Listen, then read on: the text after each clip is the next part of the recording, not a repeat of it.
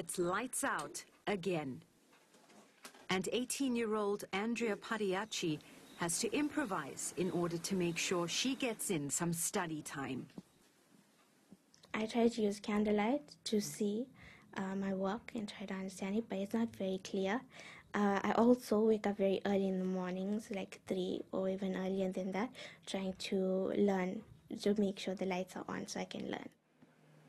She wants to become a special needs educator, but is worried about how the recent power cuts in her area will affect her performance. The Monterina Secondary School pupil says she feels like her dream may be threatened. It's important for me to pass because in my life, a lot of things have happened, and some people never thought that I'd make it as far as I am. When there's no electricity, you cannot use the stove. We don't have a gas stove, so my mom has to make something has to find something to make fast that doesn't involve heating. Across the city, Sizwe Ngongoma is also cramming for English Paper 2 and physics. But candlelight studying is nothing new for the 17-year-old KwaMashu resident.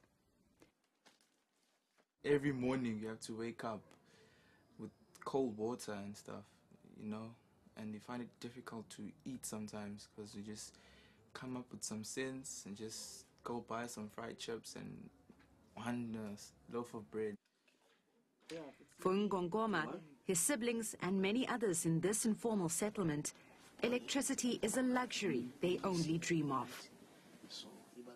Find it hard to compete with other students in our schools because they have access to electricity and stuff. We need to try to do our assignments. We don't have access to internet, and we have to walk miles to the library. Achieving excellent results is a must for Ngongoma, who wants to help support his family. Some educational psychologists have come up with suggestions for pupils who have to study in the dark.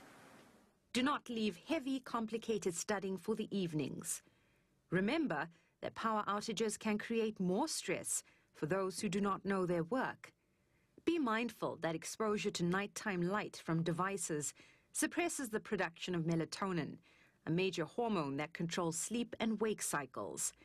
And get a good night's rest. The Department of Basic Education says exams will continue despite load shedding. It says practical exams have already been written, adding that papers scheduled for this week do not require electricity as part of the actual exam. Authorities say examination centers will accommodate other delays, such as those affecting train services. While the monitoring body Umalusi will consider the possible negative impact load shedding could have on results when conducting its standardization process. Judith Subban, Durban.